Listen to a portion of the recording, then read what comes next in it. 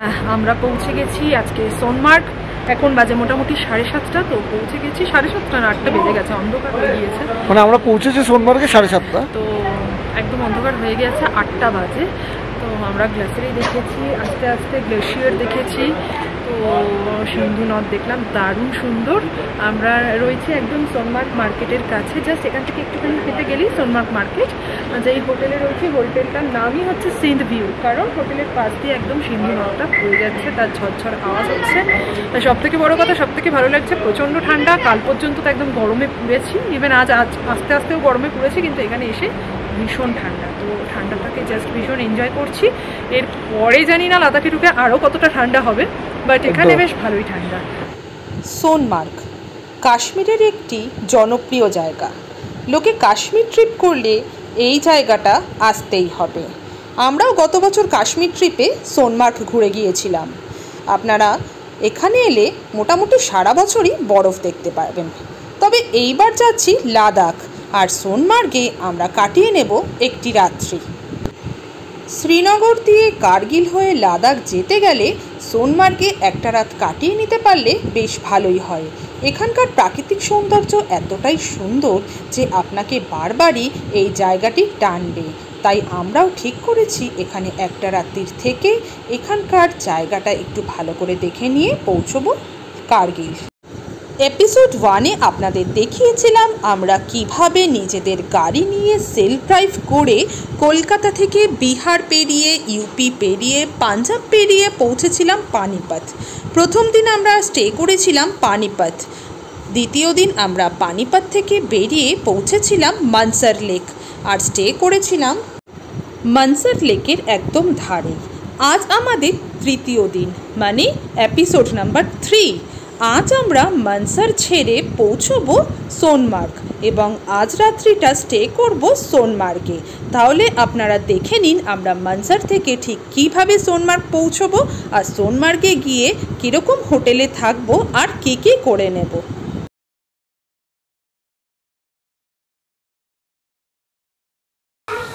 Good morning friends, good morning, welcome back to our channel leave to travel. আমি সঞ্জয়, আমি মধু।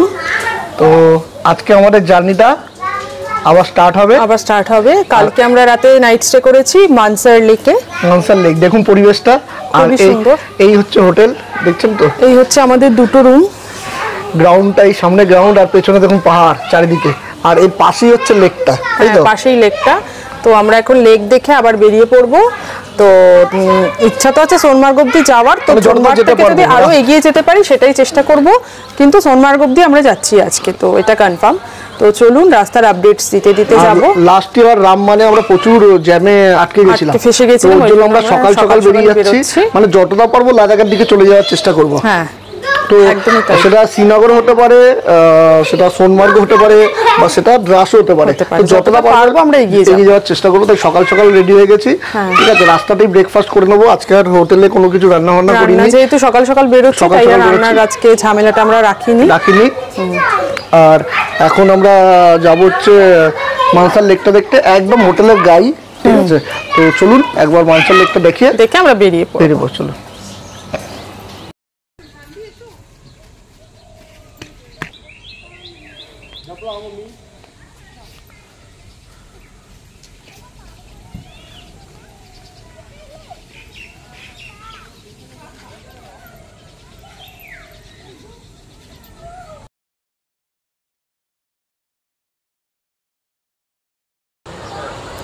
আমরা চলে এসেছি মানসার লেক। এই হচ্ছে সেই মানসার লেক, চারিদিকে পাহাড়, সুন্দর পাহাড়ে ঘেরা একটা লেক।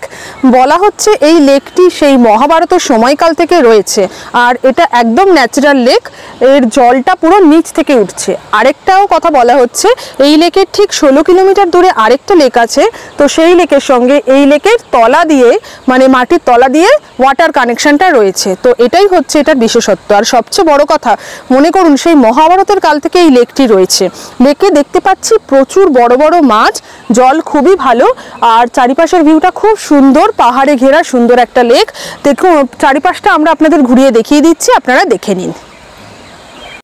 শেষ করা যাবে না, এত মাছ আর খাবার দেখে সব চলে এসছে, একটার ঘাড়ের উপর আরেকটা চেপে খাবার খাচ্ছে। এটাও একটা এক্সপিরিয়েন্স। কোনো পুকুরে আমি আজ পর্যন্ত এত মাছ দেখতে পাইনি সামনে। জাল ফেললে মনে হয় বিশাল ভালো হতো, অনেক পেয়ে যেতাম। যাই হোক, খুবই সুন্দর। জাল ফেলবো না, প্রকৃতির জিনিস প্রকৃতিকেই থাকতে দেওয়া ভালো, প্রকৃতিতেই এরা জলে থাকে, জলেই থাকতে দেওয়া ভালো। তো যাই হোক, আসবেন, এলে এই লেকটা দেখতে আসবেন, খুবই ভালো লাগবে। কিছুটা সময় অন্তত এখানে কাটালে বেশ সুন্দর লাগবে। মানসার লেকে এসে দেখা পেলাম এই সেই চুনার গাছ, গত বছরও দেখেছিলাম, মহব্বতে পাতা।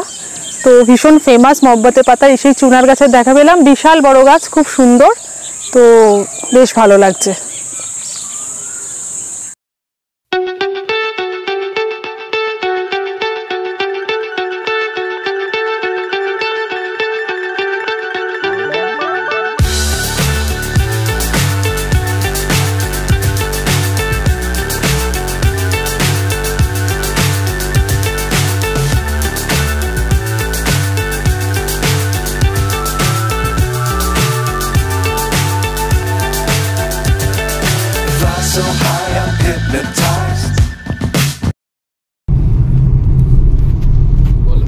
আমরা আবার উঠে পড়েছি NH44-এ। তো মানসার লেক থেকে এই NH44-এর রাস্তা খুবই খারাপ। কালকে রাত্রেবেলাও এসেছিলাম, অ্যাকচুয়ালি ফরেস্ট এরিয়া, মোটামুটি এই রাস্তা ক্রস করতে 1.5 ঘন্টা মতো লেগে গেল। তবে জায়গাটা খুব সুন্দর। এখন তো ন্যাশনাল হাইওয়েতে উঠে গেছি, দেখতেই পাচ্ছেন। ঠিক আছে, তো চলুন সামনে আগে গিয়ে দেখা হবে।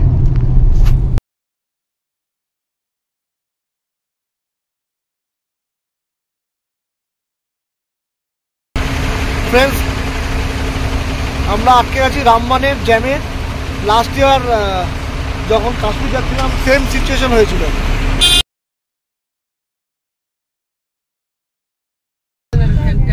আমরা চিনানি টানেল ঢুকছি, ডক্টর শ্যামাপ্রসাদ মুখার্জি টানেল। এই দেখুন টানেলটা।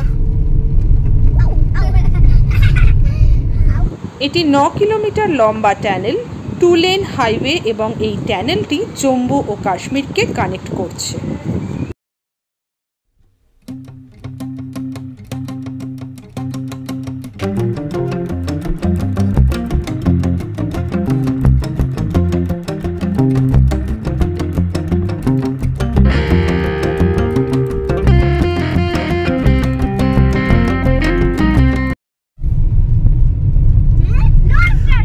বানিয়াল টানেলে ঢুকছি।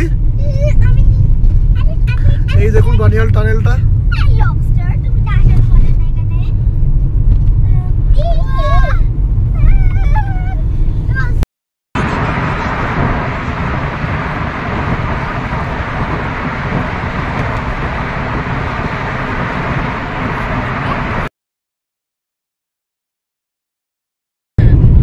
এটা হচ্ছে এমার্জেন্সি এয়ারওয়েজ, NH44-এর ওপর আছে, ইমিডিয়েট ল্যান্ডিং এর জন্য। শ্রীনগর ঢোকার আগে NH44-এর ওপর আছে।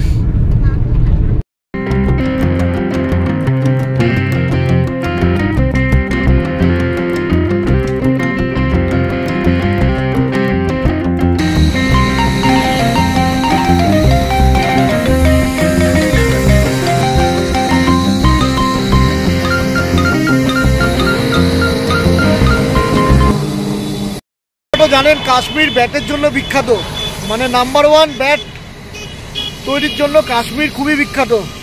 তো আমরা চলে এসেছি এই ব্যাট, একদম ন্যাশনাল হাইওয়ের ওপরে ব্যাটের কারখানা আছে। তো চলুন একবার ব্যাটের কারখানা আপনারা একবার দেখাই। তো আপনারা আসলে কিন্তু যদি ক্রিকেট খেলার শখ থাকে তাহলে অবশ্যই এখান থেকে একটা ব্যাট কিনে দিতে পারেন। এখানকার ব্যাট কিন্তু খুব ফেমাস। চলুন একবার কারখানাটা ঘুরিয়ে দেখাই। এরকম ব্যাট তৈরি হচ্ছে।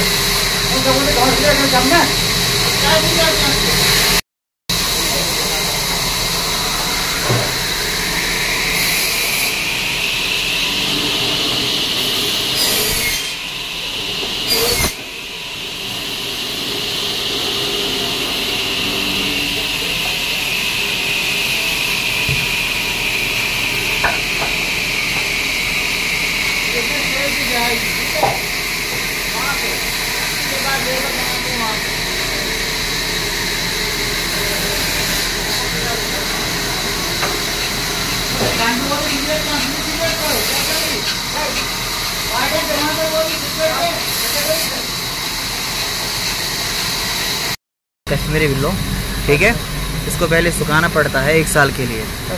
1 साल के बाद इसमें क्वालिटी निकलती है सर।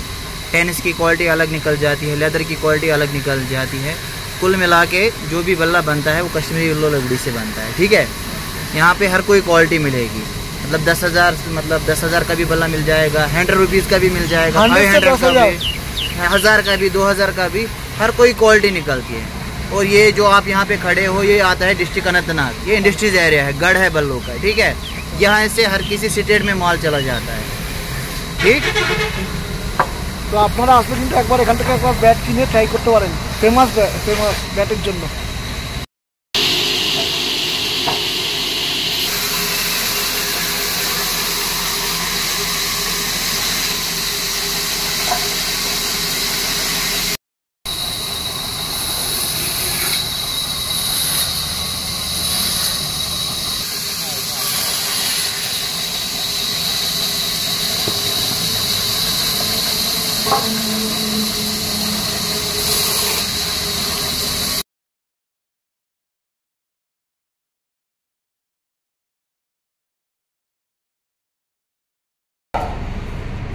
এখন লাঞ্চ করে নেবো, তো লাঞ্চ করে নিয়ে আবার দেখা হচ্ছে।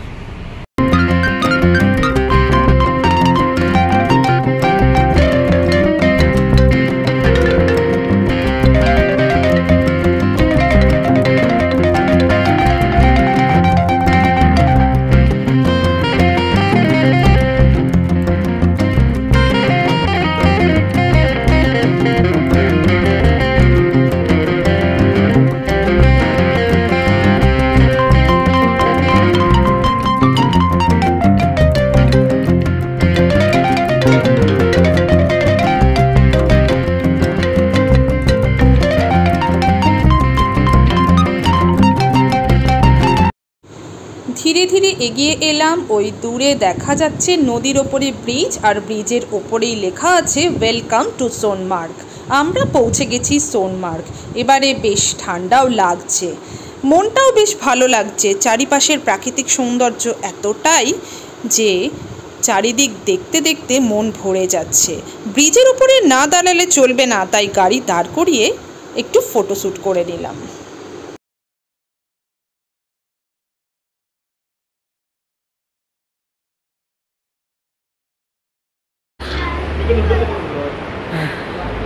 গুড ইভিনিং ফ্রেন্ডস, আমরা পৌঁছে গেছি আজকে সোনমার্গ। এখন বাজে মোটামুটি 7:30, তো পৌঁছে গেছি 7:30 না 8টা বেজে গেছে, অন্ধকার হয়ে গিয়েছে। মানে আমরা পৌঁছেছি সোনমার্গে 7:30, তো একদম অন্ধকার হয়ে গেছে, 8টা বাজে। তো আমরা গ্লাসিয়ারি দেখেছি, আস্তে আস্তে গ্লেশিয়ার দেখেছি, তো সিন্ধু নদ দেখলাম, দারুণ সুন্দর। আমরা রয়েছি একদম সোনমার্গ মার্কেটের কাছে, জাস্ট এখান থেকে একটুখানি হেঁটে গেলেই সোনমার্গ মার্কেট। যেই হোটেলে রয়েছে, হোটেলটার নামই হচ্ছে সিন্ধ ভিউ, কারণ হোটেলের পাশ দিয়ে একদম সিন্ধু নদটা বয়ে যাচ্ছে, তার ঝরঝর আওয়াজ হচ্ছে। সব থেকে বড়ো কথা, সব থেকে ভালো লাগছে, প্রচণ্ড ঠান্ডা। কাল পর্যন্ত তো একদম গরমে পুড়েছি, ইভেন আজ আস্তে আস্তেও গরমে পুড়েছি, কিন্তু এখানে এসে ভীষণ ঠান্ডা। তো ঠান্ডাটাকে জাস্ট ভীষণ এনজয় করছি। এরপরে জানি না লাদাখে ঢুকে আরও কতটা ঠান্ডা হবে, বাট এখানে বেশ ভালোই ঠান্ডা, মানে বেশ পিসফুল ওয়েদার। তো সব মিলেমিশে খুব সুন্দর, হোটেলটাও বেশ ভালো। আমরা নিয়েছি ওই রুমটা দেখতে পাচ্ছেন, একদম ফার্স্ট ফ্লোরে, একদম রুম খোলা আছে, ওই রুমটা আমরা নিয়েছি। আর এখানে রয়েছে পার্কিং জোন, সেটা খুব ভালো। এই দেখুন গাড়ি পার্কিংটাও রয়েছে। হ্যাঁ, তো ইচ্ছা আছে আমরা আজকে এখানে রান্না করে খাবো, ঠিক আছে। তো আজকে বেশি দেরি না করে রান্না বসিয়ে দেবো চটপট, আর আমরা আমাদের ডিনারটা সেরে নেব, নিয়ে কালকে সকাল সকাল রেডি হয়ে আবার বেরিয়ে পড়বো নেক্সট ডেস্টিনেশন। তো চলুন, খাওয়ার টাইমে দেখা হচ্ছে, কি রান্না করছি সেটাও দেখাবো, ঠিক আছে। সঙ্গে থাকুন, পুরো ব্লগটা দেখুন, ঠিক আছে। খাওয়ার সময় দেখা হচ্ছে।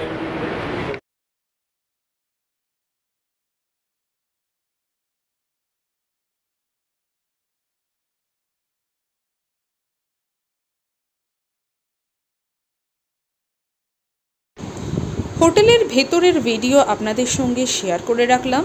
এই হচ্ছে হোটেলের ডাইনিং প্লেস, এখানে বসে খাওয়া দাওয়া করা যায়। এখানে হোটেলেও যদি আপনারা চান বলে দিলে ওরা খাওয়ার বন্দোবস্ত করে দেয়, এবং এখানে বসে আপনারা খেয়ে নিতে পারবেন। বেশ পরিষ্কার পরিচ্ছন্ন ও সুন্দরভাবে সাজানো ছিল এই ডাইনিং প্লেসটি।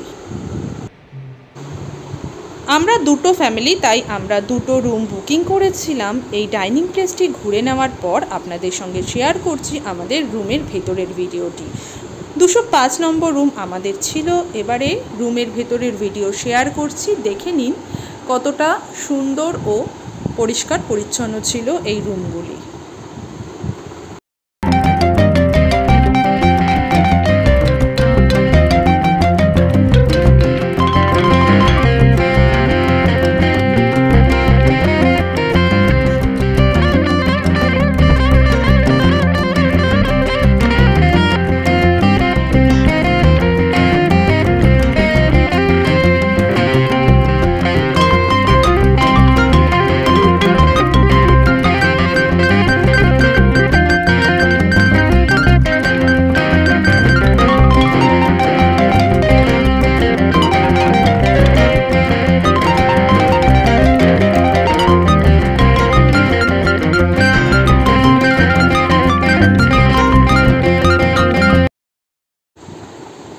আর এই রুমটি নিয়েছিল স্বাগতারা, তাই এই রুমের ভিডিও আপনাদের সঙ্গে শেয়ার করে রাখলাম।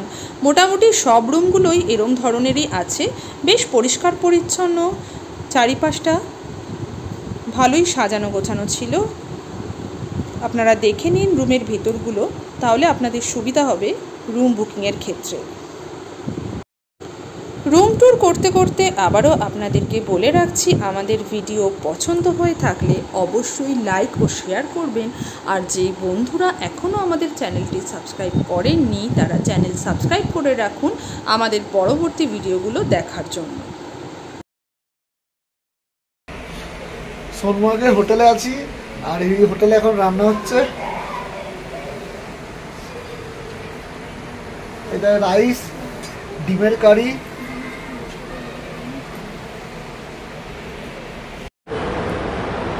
আমরা চলে এসেছি সোনমার্গ, আর সোনমার্গে স্টে করেছি হোটেলে। তো আমরা আজকে রাত্রে রান্না করে খাচ্ছি। এই হচ্ছে ডাল, ডিম হবে, ভাত হবে, আলু সিদ্ধ হবে, সবই হবে। তো আমরা করে নিচ্ছি আমাদের ক্যাম্পিং গ্যাসে। তার সঙ্গে থাকুন, দেখে নিন আজকে আমাদের কীভাবে রান্না করা হবে।